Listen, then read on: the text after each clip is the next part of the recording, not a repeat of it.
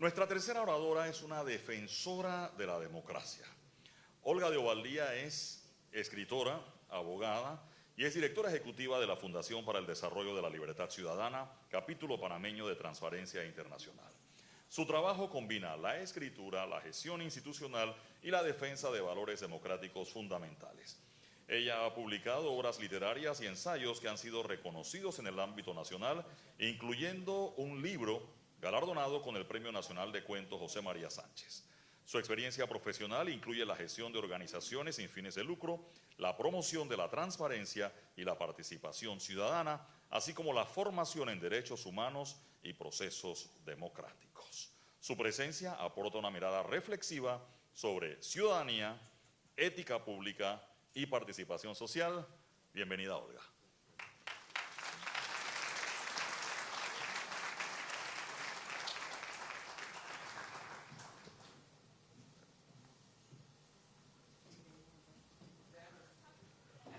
Happy birthday.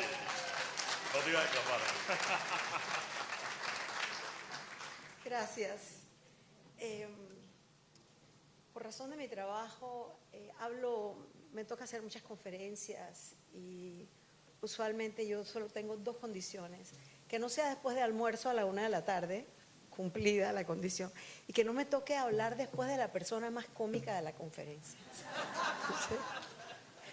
Entonces ya se bajan las expectativas y llegamos a la realidad de que tienen delante una persona con una amplia vida de la mente, que no necesariamente se traduce a ser la persona más entretenida, porque esa parte del entretenimiento me preocupó mucho. Estoy muy agradecida de que me hayan invitado. Cuando me invitaron tuve una perplejidad enorme, Roberto sabe, tuve mucha duda, y cuando preguntaba qué tengo yo de especial que compartirles, la palabra valiente salió varias veces y eso me dejó todavía más perpleja, porque todo lo que hago en relación al activismo en pro de la democracia, los derechos humanos, la participación ciudadana, promover la transparencia como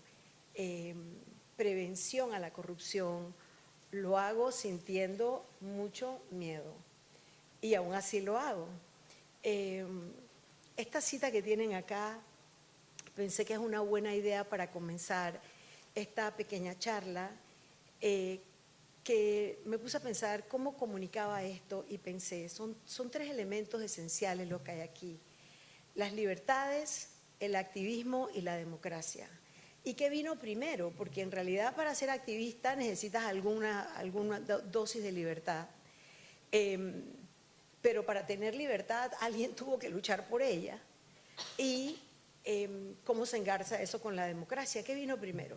Entonces he querido hacer un hilo conductor donde quiero hablarles un poquito del qué, un poquito del quién y un poquito del para qué.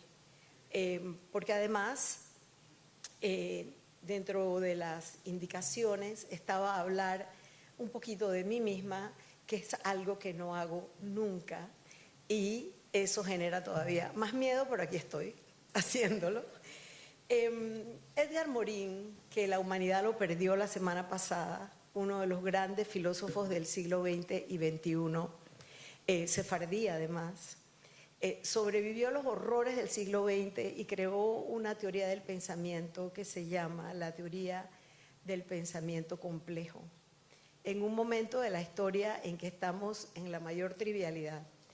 Y una de las cosas que él sostenía es que él vio recuperarse a Europa entera a través de lo que él llama la expresión artística, cómo la expresión artística es el mejor idioma del alma humana y por qué la ciencia tiene que poder dialogar con la poesía como obra creadora, pero puede ser cualquier otro tipo de creación. Entonces, como ahí están las dos vertientes de mi vida, la parte técnica de trabajo y la parte creativa, pensé, este es un buen trampolín para que al final podamos hablar de eso desde el punto de vista del activismo ciudadano. ¿Qué hago? ¿Qué hacemos? ¿Qué es libertad? La Fundación Libertad Ciudadana. Aquí les tengo un pequeño popurrí de todos no son todos, pero son algunos de los proyectos más importantes con los cuales estamos apostando a mejorar el país desde el punto de vista de la sociedad civil, de pedir con esto que haya más transparencia, de pedir que haya más rendición de cuentas, de buscar lo que llamamos la forma pacífica de limitar el poder político. Estamos en una era en la cual ya no vemos, o por lo menos en la región no estamos viendo la forma violenta de limitar el poder político, salvo 2 o 3 casos. Lo que estamos viendo es cómo se usan los elementos de la democracia para destruir la propia democracia. Hacemos un poquito de todo, como ven, promovemos y defendemos la libertad de expresión y la libre prensa, promovemos la observación de la justicia, que quienes usan nuestros recursos rindan cuentas, en fin, es parte de lo que hacemos en el día a día y eso también requiere mucha valentía porque a nuestros políticos en general suelen tener la piel un poco delgada y bastante reticencia a rendir cuentas. Y entonces la democracia se ve muchas veces como casi el mito de Sísifo.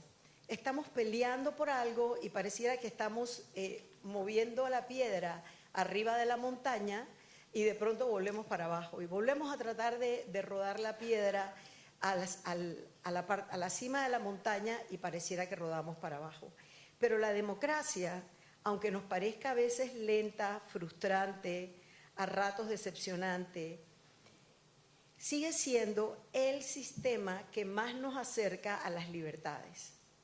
Las libertades entendidas como ese espacio donde el ser humano puede expandir su alma, expandir su mente y gozar de todos. Y tenía un pedazo que me voy a brincar acerca de los derechos fundamentales y la Constitución porque ya lo vimos, pero nuestra carta de la que somos suscriptores, la Carta Fundamental de los Derechos Humanos, nos permite tener libertad de reunión, libertad de conciencia, libertad de creencia, libertad de asociación, y esos son los que llamamos libertad de reunión pacífica, esos son los que llamamos los derechos o libertades fundamentales civiles y políticas. En Panamá tenemos decenas, diría yo, de organizaciones que están luchando por esos derechos y cuando vemos los otros grupos de derechos, que son los que llamamos sociales y culturales, tenemos miles de organizaciones en Panamá trabajando por esos derechos, derechos que llamamos asistenciales o derechos de gestión social. A cada cosa que el Estado no puede acudir o no puede resolver, en Panamá nos asociamos y tratamos de, los distintos grupos se asocian y tratan de poder resolver eso desde la sociedad civil. Eso es activismo, eso es hacer país. Y estoy segura que muchos de ellos lo hacen también con un poquito de miedo, pero lo hacen. Creo que es muy importante, pensando en esto, pensar en la polarización que está amenazando a nuestros países en este momento, porque nos empuja a coger bandos antes que practicar principios. Estamos viendo nuestros vecinos de la izquierda y nuestros vecinos de la derecha, Costa Rica y Colombia. Estamos viendo una polarización inusitada.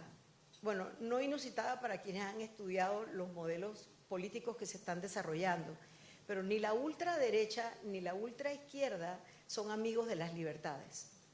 Utilizan las mismas herramientas que es para evitar la rendición de cuentas, para callar la libertad de expresión, para acallar la libre prensa y si además nos toca un movimiento de ultra extremo en las esquinas del péndulo que además tenga un corte religioso que quieren imponer, todavía se convierte en un problema mayor para esa libertad del alma humana que solo se consigue a través de practicar esas libertades fundamentales. En Panamá tenemos el problema de que nuestra democracia está como al borde de un abismo. Esto es una medición de la unidad de inteligencia de la revista The Economist. Ni siquiera son las mediciones de Transparency International, que como saben es, y que realmente Fundación Libertad Ciudadana nos es un gran orgullo pertenecer al Movimiento Mundial de Transparencia Internacional, precisamente porque tenemos un problema común en el mundo y allá hay soluciones comunes que pueden ser aplicadas, mejores estándares, pero nosotros en Panamá estamos teniendo el grave problema de que tenemos una situación, una calificación como democracia al borde de abajo de las democracias imperfectas, a punto de entrar a regímenes no democráticos. Entonces eso nos pone en una situación donde realmente Panamá necesita lucidez. Necesitamos entender que la casa común que es nuestra democracia, que tenemos que cuidarla, no solamente de los grandes escándalos de la corrupción, sino también de lo que Guillermo Chapman denominó el capitalismo de amiguetes, de la desigualdad nacida de malas decisiones públicas, de la opacidad que erosiona la confianza y normaliza lo inaceptable, incluida la intromisión del crimen organizado en la sociedad y en la política, en la incapacidad de poder educar correctamente a las futuras generaciones. Me pidieron además que fuera muy positiva en esta charla, entonces hasta aquí,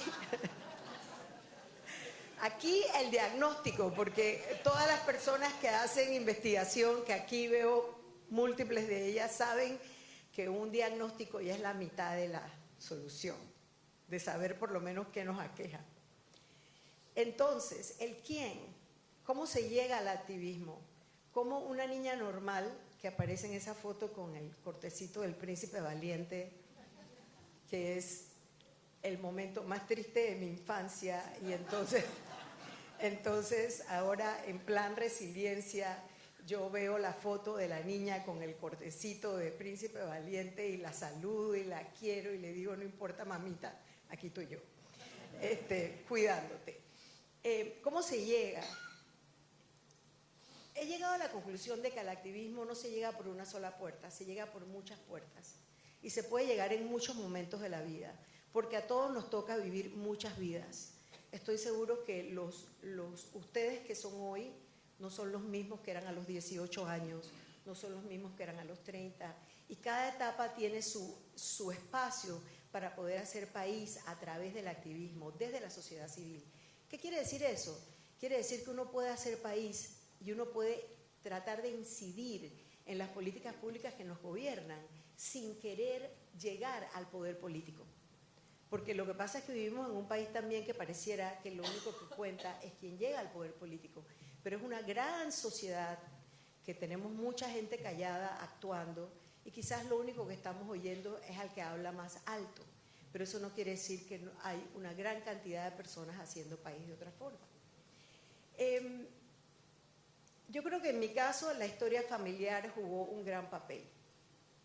Mis padres, yo siempre hago la broma de que tengo 7 apellidos chiricanos, que no son 8 porque tengo una bisabuela, la abuela de mi papá tuvo el mal gusto de casarse con un escocés, apellido Randolph.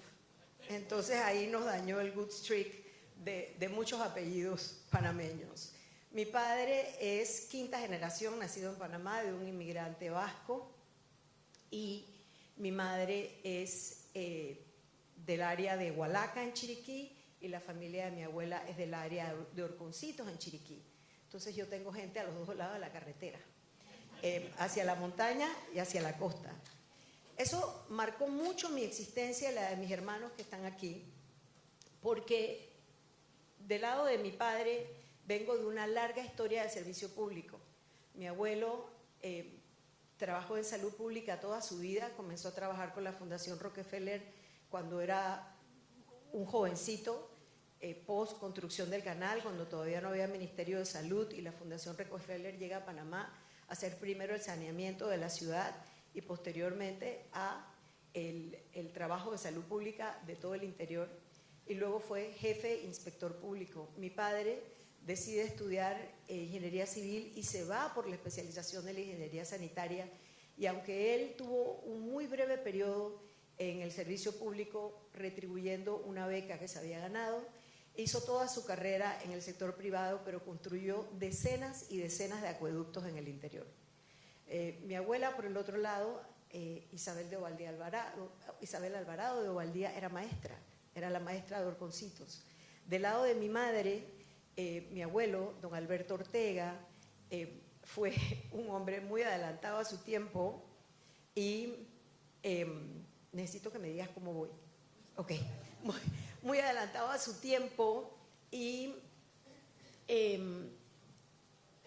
me desconcentré. Muy adelantado a su tiempo y fue constituyente de la Constitución del 46 y fue gobernador de la provincia de Chiriquí. Todo ese servicio público cae en mí. Y no puedo dejar de mencionar también la formación que en mi adolescencia me dio la escuela a la que fui, que fue el Colegio de las Esclavas del Sagrado Corazón de Jesús. Yo tengo una etapa de mi vida donde quedé muy influenciada por los libros, los buenos libros, la buena literatura, por la música, la buena música, por la poesía, por el idealismo. También estoy muy marcada por haber crecido en la dictadura. Y todo eso ha encontrado espacio en mí, no solamente en el trabajo con Fundación Libertad Ciudadana, sino en la creación literaria. Hay algo tan importante en entender que se hace país desde todos los frentes, desde la creación como desde la acción.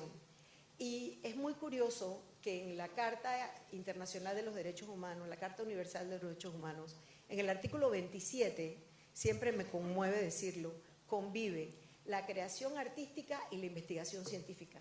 En un solo artículo se defienden los dos. ¿Por qué? Porque es la mayor expresión del alma humana. Y ahí regreso a Edgar Morin, cuando él decía que ambos tienen que dialogar. Creo también importante mencionar que uno puede hacer país desde muchos frentes también. En toda mi carrera profesional, que no he mencionado muchas cosas, salvo que antes de llegar a Fundación Ciudad del Saber, yo hice Derecho Corporativo, entendí que por ahí no iba mi vocación, y tuve un sabático de 10 años, porque me quedé en mi casa siendo mamá. Una decisión muy libre de mi parte, de la que siempre estaré feliz. Y a veces a las mujeres, gracias, a las mujeres nos toca, cuando estamos trabajando, sentirnos culpables por lo que dejamos en la casa. Y si estamos en la casa, sentirnos un poco culpables de ver cómo el mundo avanza y quizás estás acá. Realmente para mí no fue así, yo no tuve ningún conflicto con eso.